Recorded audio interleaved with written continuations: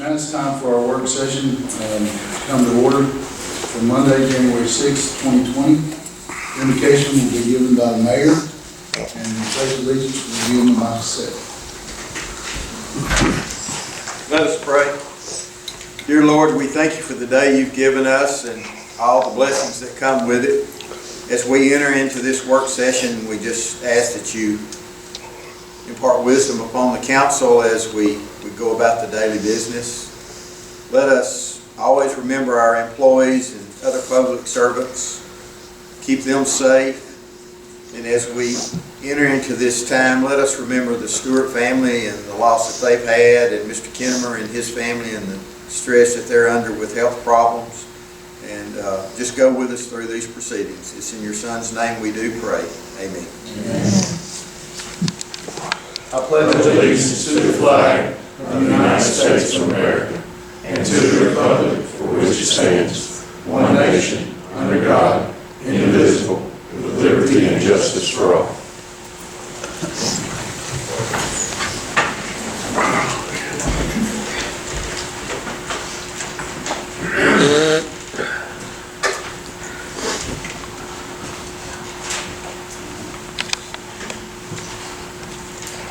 All right, our first item on the agenda tonight is a public hearing for an alcohol license. This is for Dolgen Corp. LLC, doing business as Dollar General Store. Now is the time and place for that public hearing. Is there anyone here who is for this?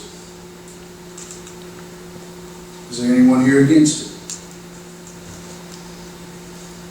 All right. Mr. Phillips, would you read the particulars? The applicant is Dolgen Corp. LLC, doing business as Dollar General Store number 2686. Type of license is a transfer of current beer and wine off-premise license. They are transferring to the location at 3270 South Broad Street. There were 5 businesses and 5 residents surveyed with no objection. Nearest church and school footage requirements are met. License application is in order. Health inspection complies. Fire and building inspections are pending final inspections, and zoning verification complies. All right, this concludes the public hearing. We will put this on the agenda next week, Monday night.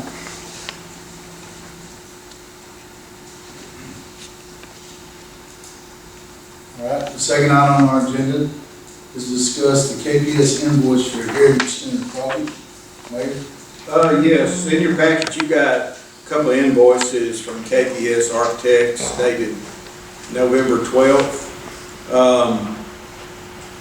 One is for $11,053.58. The other is for $34.28. At the time I held these invoices till Mr. Olanese and Miss Ivy could look over it. At the time, all the work had not been completed, but requested this move forward to be paid out of bond money. But Brenda may want to bring us up to date on the Heritage Center as well, if that's okay.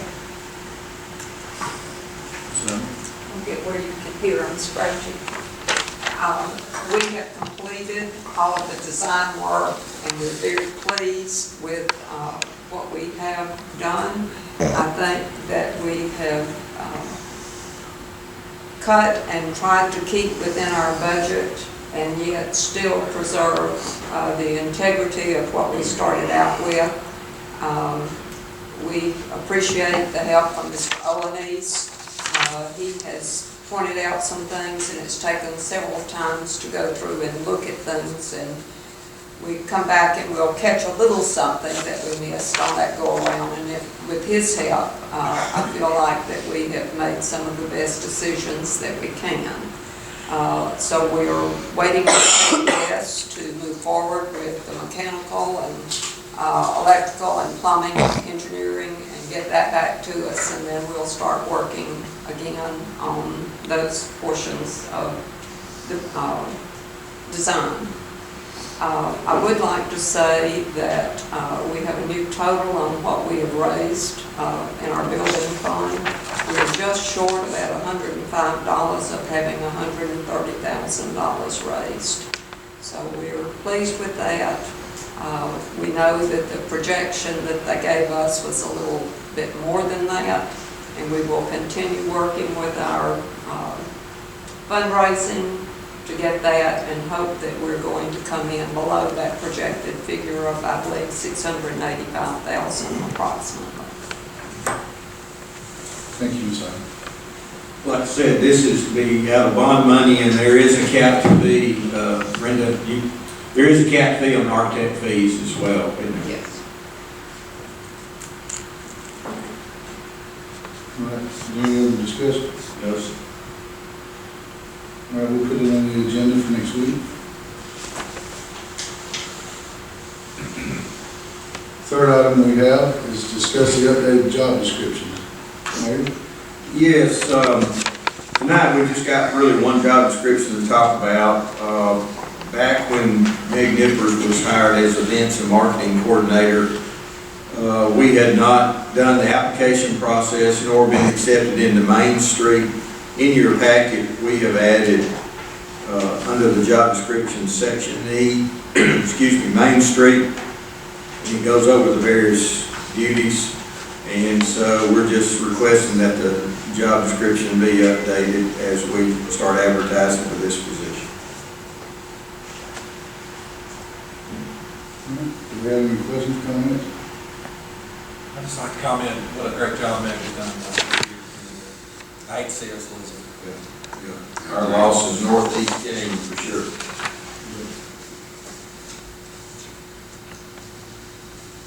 All right, we will put these the updated job descriptions on the agenda for Monday night.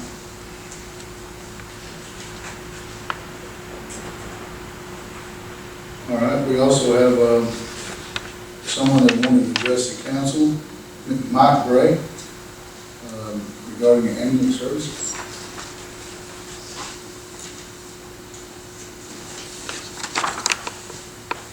Good evening.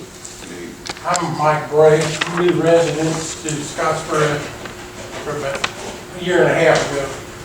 And I picked the spot at Scottsboro, as a place I wanted to live. I've been in Texas 69 years, and then Hurricane Harvey came along and spanked me. And I decided I was tired of salt water. So we came up to visit my wife's niece, and after looking around, and I found Scottsboro and what all y'all had here, a beautiful city, and I was just amazed at how clean it was and well kept, and I like the small town atmosphere, and y'all had kind of everything I never thought about having. And my hat's off to all of y'all for, I know it takes a group, a city effort to do that, and very well done. And since I've been here, I've had the opportunity to work with some of the departments. I've had Wayne Moore, the street superintendent, just been, and his team is just super. I call them the A-team. I said, I've never seen such services like that. I've been around to several cities in Texas, moved around. Never ever have I seen the city services and the cleanliness that y'all have here. And I love the attitude of people maintaining that. And I appreciate that greatly. People that hadn't seen that and know what they've got here just need to kind of venture out elsewhere. I was raised up in West Texas and then in the Dallas area back when it was just the Dallas area, not the Metroplex area. And recently I went back to see why I moved, and I'm glad I did. And that's been, I was there for 30 years, then moved back to my hometown, San Antonio area, and then retired from AT&T and went to Rockport area. And that's when I got spanked and showed up here. But I wanted to thank y'all and all the departments. Daniel Pierce is another person I worked with. And I think he does an excellent job at what he does. And I've seen some things, and he's been right on top of it, taking care of it, and I appreciate that. And I'd like to acknowledge all these people. His department, Wayne's department, is vast, I know, but just a great group. I've never seen anything like it. I've never had my grass sucked up or my leaves sucked up. You know, that's what when I call and ask questions, which I investigated the city pretty good. I said, I never saw any burn spots. I never seen smoke. I said, what the heck do you do with the leaves? You know, I know. And so I've taken videos. You'd be surprised how prized your videos are. Shipping them all over the United States to people. And nobody can believe that the grass and this stuff gets taken care of. So my hat's off to you, and I'm glad to be here. One of the things I've noticed, and I get into a lot, I've been through a lot and seen a lot, but you've got a great response on the fire department with the, I believe, within 4 minutes, they're on site, which is excellent. And I see the way we place these stations around the city for response time. But what I've seen that's been a drawback, and it's happened several occasions, where I've seen the fire department show up, and they're there quickly, but the ambulance could be 10, 15 minutes. And I saw it again today. Matter of fact, there was a situation. I walked out. I lived in end of the road. I live at. I just went brain dead. Clemens Road. Clemens, thank you. Clemens Road. And so I was out in the yard and I heard those federal sirens crank off. They send out a noise for quite a while, and I heard it. And I said, well, let's see where he's going. So I could tell by the siren. I said, well, he's going the other way. So he's going across the bridge towards town. And so I messed around and I had something to do, and I left and I came across, went out all the way down to the highway, which is 4 miles, and then got way across the highway and got across the bridge, and I looked over towards the left there at the power station, and I believe that was Phillips Street. And I saw the fire truck there with the battalion chief or whoever was in the pickup, but no ambulance.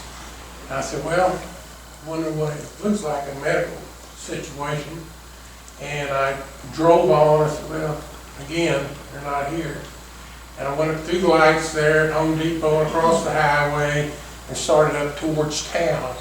And the ambulance was coming, cutting through the streets here to get there. And I said, this is 10, 15 minutes back since the fire truck was on. And I said, you know, that's kind of crazy to have a response so good with the fire department and so bad with the ambulance service.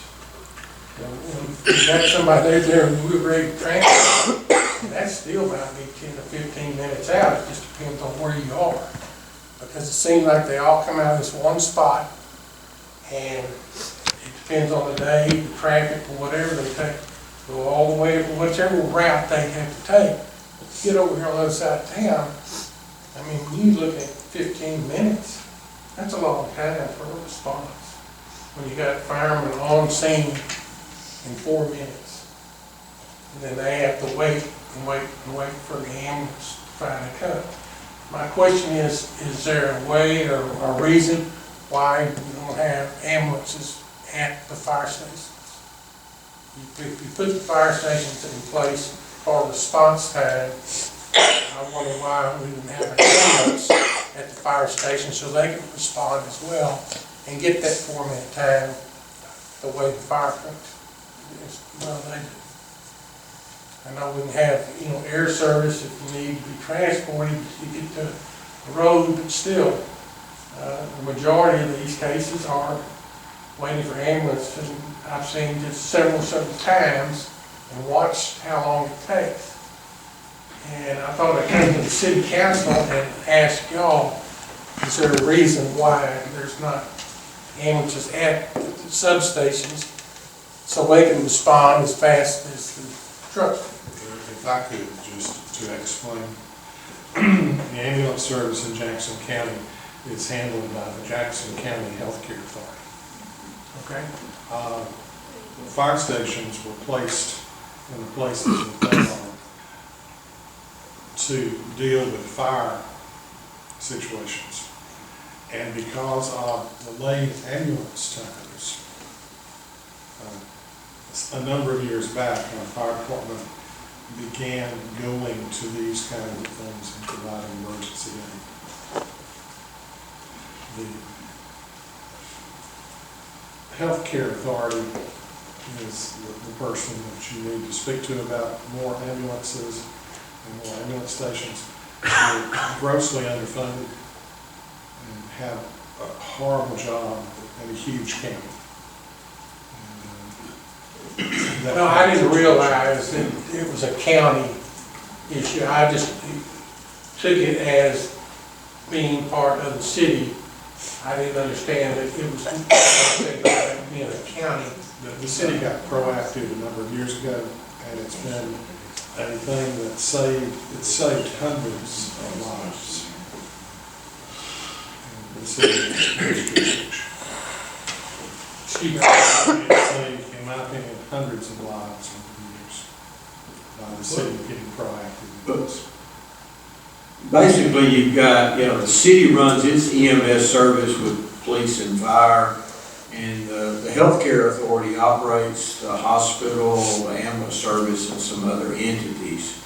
And there has been, over the years, various talk about putting ambulances at fire stations and so forth, but you've got two different agencies, so it gets into resources, financial resources, labor resources, and in theory, it does sound good, but we've never, like Mr. Kinnemer said, with Jackson, because they have, Mr. Level, how many ambulance stations throughout the county?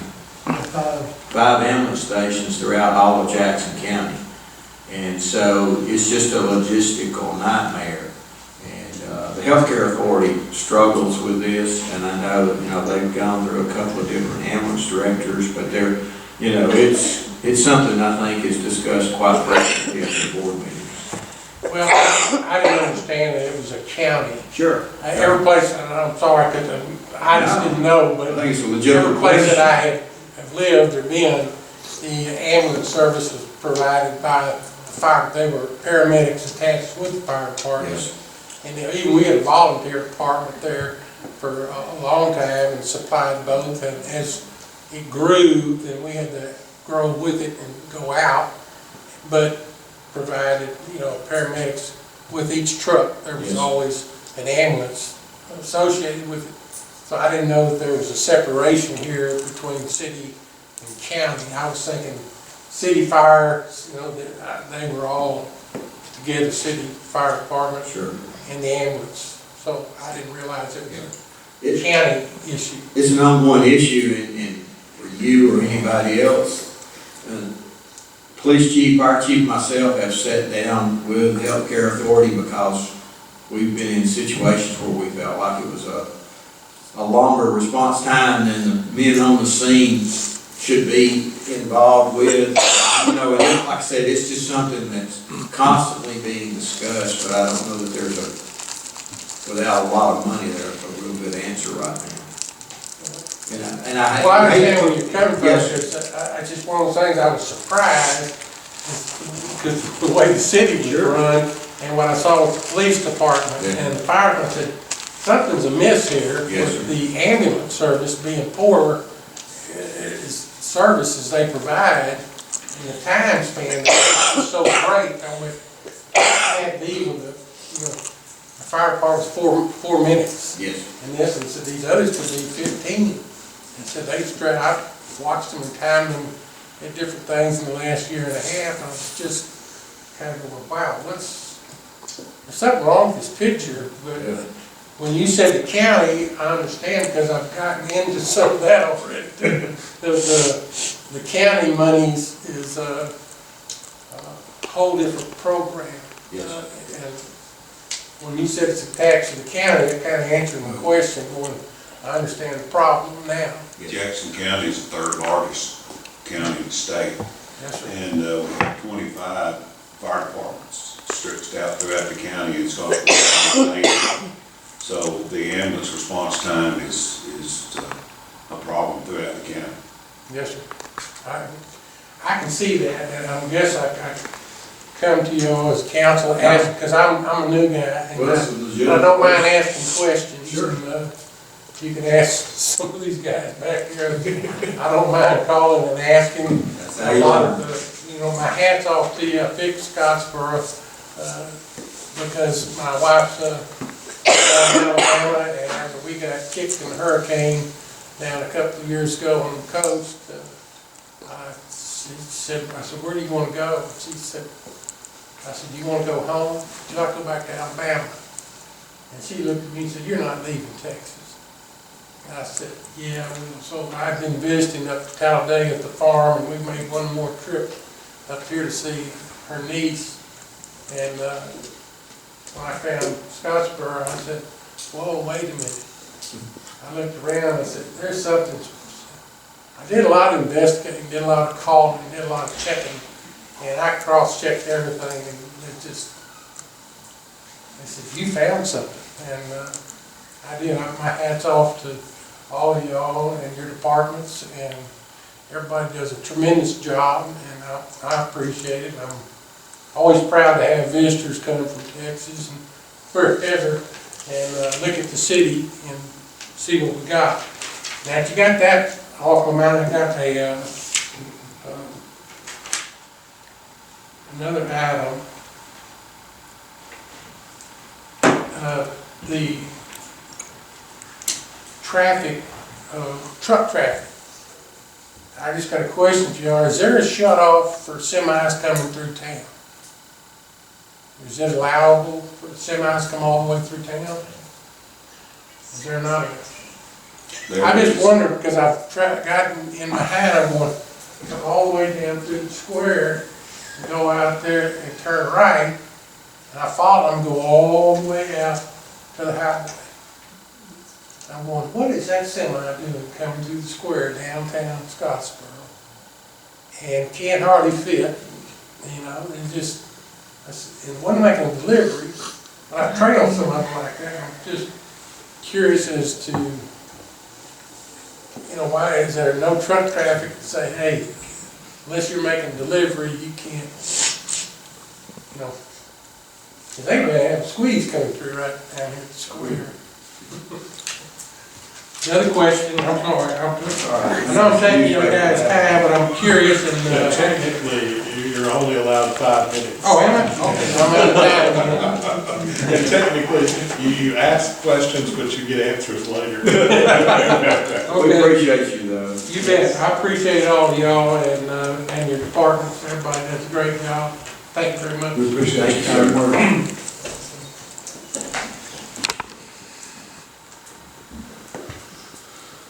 All right, we move along to delegations. Since we have no others, we will go to the mayor. You got a comment? No, sir. Not tonight. Thank you, though. All right. Mr. Ashmore? I have one thing I'd like to bring up. Over the weekend, I saw on social media there was some misconceptions about the bond, not bond, but the grant that we received to demolish certain pieces of property here in town. It was stated on some of the social media that we're using $200,000 to tear the gym down, and part of that money was going to tear down the old Word Chevrolet building and all that. That's farther from the truth. None of that money's going to go toward tearing the gym down or the Words. That's private property owners are talking about doing something like that. We've got 24 different parcels, buildings on parcels that are going to be torn down. If anybody would like a copy of it, we stand open to show and give anybody which buildings are actually going to be torn down. This is a $200,000 grant that we received from TARCOG that comes from federal monies. And TARCOG is going to administer this with about 6% administrative fee. It's going to take care of this. And we were very lucky to get this. We were in competition with a lot of other cities in Alabama, and we were lucky enough to get this. And it's a good thing. I just wanted to clear up some misconceptions of where this money is going to go. That's all I have. Buddy? Thank y'all for coming tonight. I really don't have anything, but I appreciate all of you coming tonight. With that, we'll adjourn. Thank you.